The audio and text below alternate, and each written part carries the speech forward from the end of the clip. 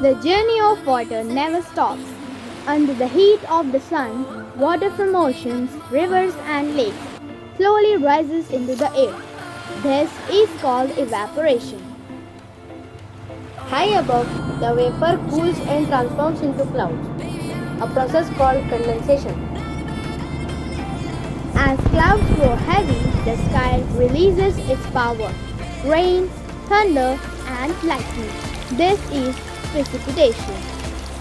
Water returns to the earth, flowing through rivers, soaking into the soil, and the cycle begins again. The water cycle, nature's endless loop of life.